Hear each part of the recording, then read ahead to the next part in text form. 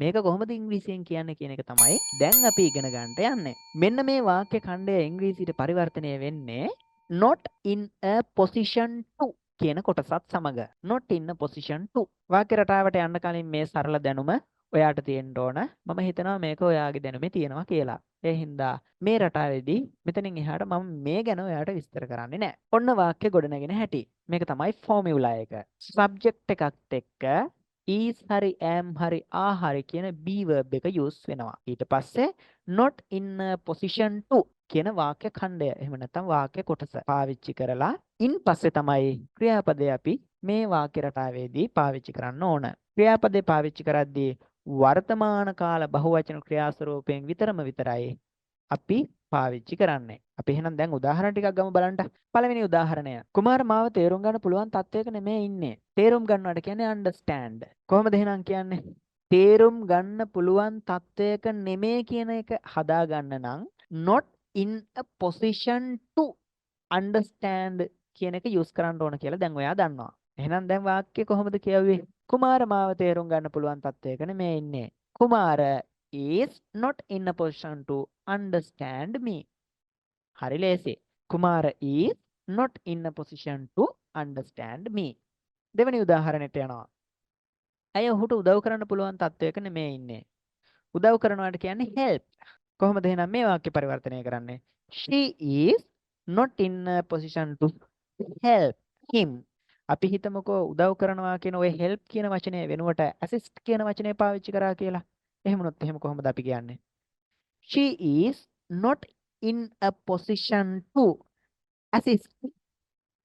මං හිතනවා මේ උදාහරණ ඔයාලට හොඳට තේරුණා වෙන්න ඕන කියලා.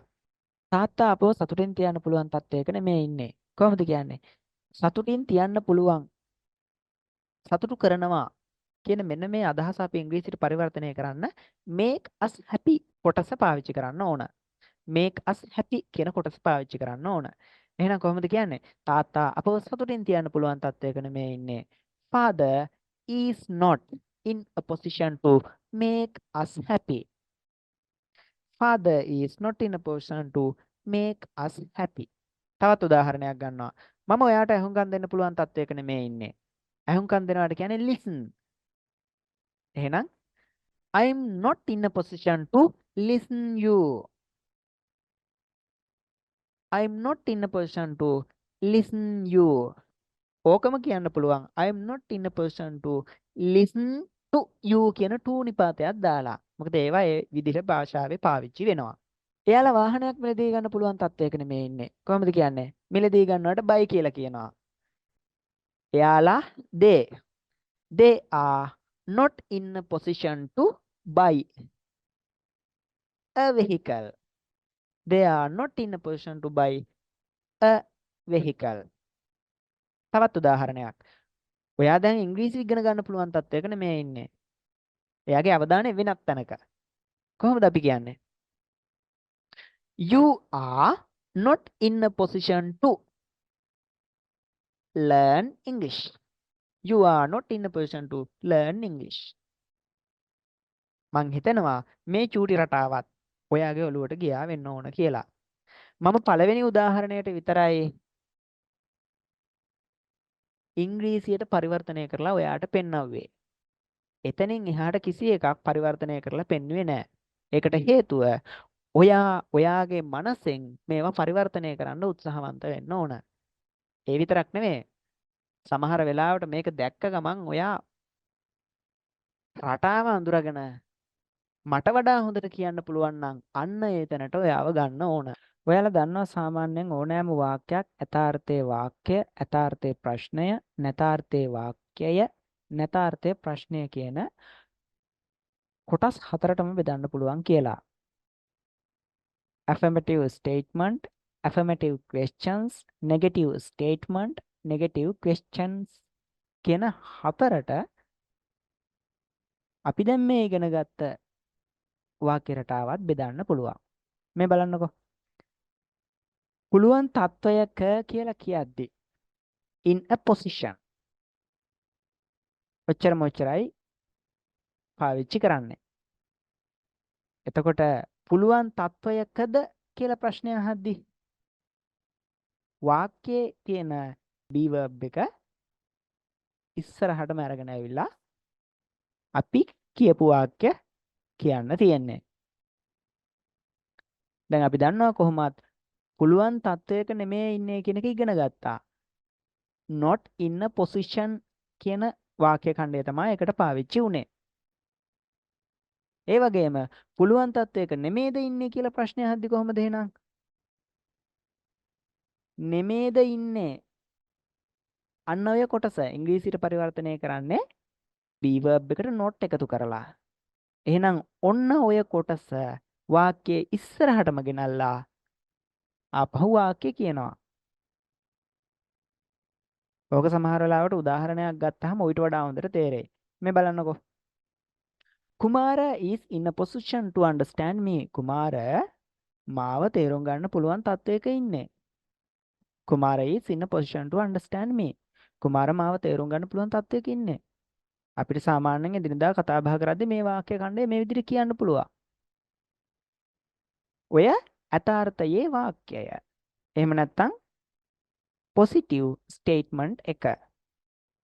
අපි බලමු ඊළඟ එක. Is Kumar in a position to understand me? කුමාර දැම්මාව තේරුම් ගන්න පුළුවන් තත්වයකද ඉන්නේ? ඔන්න positive question එක. අර උඩ වාක්‍යයේ තිබ්බ is කියන කොටස එහෙමම cut paste කරා ඉස්සරහට. ඊට පස්සේ is Kumar in a position to understand me?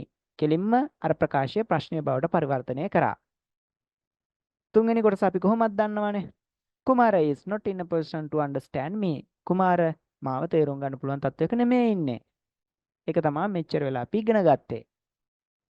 එහෙනම් ඕකේ හතරවෙනි එක. මේ වාක්‍යයේ is not කියන කොටස කෙලින්ම cut paste කරනවා ඉස්සරහට. is not Kumar in a position to understand me. කුමාර මාව තේරුම් ගන්න පුළුවන් තත්වයක නෙමෙයි ඉන්නේ දැන්. දැන් කියන වචනේ නම් උතර නෑ. නමුත් කුමාර මාව තේරුම් ගන්න පුළුවන් තත්වයක නෙමෙයි ඉන්නේ. අපිට සාමාන්‍යයෙන් එදිනෙදා කතා බහ කරද්දී මෙන්න මේ වගේ වාක්‍ය කොටස් පාවිච්චි කරන්න පුළුවන්. දැන් මම මේ එක උදාහරණයක් විතරයි දුන්නේ.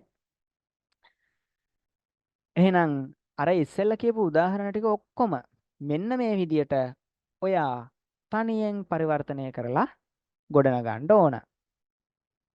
එකම එක උදාහරණයක් මම කියලා දෙන්නම් ඔයාට. මේ බලන්න මේ දෙවෙනි වාක්‍ය දිහා. අය ඔහුට උදව් කරන්න පුළුවන් තත්වයක නෙමේ ඉන්නේ. ඒක තමයි අපි ඉගෙන ගත්ත එක. She is not in a position to assist him. ඕක තමයි ඉගෙන ගත්තේ. දැන් අපි ඕන් ඔය වාක්‍යයෙන් අපි අර වාක්‍ය හතරම හදමු. ඉස්සෙල්ලම හදමු. අය ඔහුට උදව් කරන්න පුළුවන් තත්වයක ඉන්නේ. කොහොමද කියන්නේ? not කියන කැලේ විතරයි අයින් උනේ. She is in a position to help him.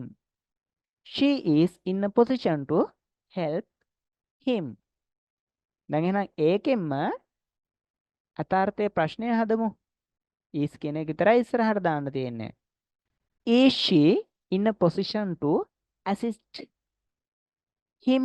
එහෙම නැත්නම් is she in a position to help him? අපි කොහොමද දන්නවා අය ඔහුට උදව් කරන්න පුළුවන් තත්වයක නෙමෙයි ඉන්නේ කියන එක. She is not in a position to help him. එහෙම නැත්නම් she is not in a position to assist him. එහෙනම් ඒකෙන් නැතාර්ථයේ ප්‍රශ්නය කොහොමද හදන්නේ? අය ඔහුට උදව් කරන්න පුළුවන් තත්වයක නෙමෙයිද ඉන්නේ? is not කියන කැලල cut paste කරලා ඉස්සරහට අරන් එන්න. කොහොමද කියන්නේ? Isn't she in a position to help him? එහෙම නැත්නම් isn't she in a position to assist him? හරි සරලයි. ඔන්න ඔහොමයි එකම වාක්‍යයෙන් මේ විදිහට වාක්‍ය හතරම ගොඩනගා ගන්න. එහෙනම් ඔයා තනියෙන් මෙන්න මේක පුරුදු වෙන්න ඕන. ඒක තමයි මම බලාපොරොත්තු වෙන දේ.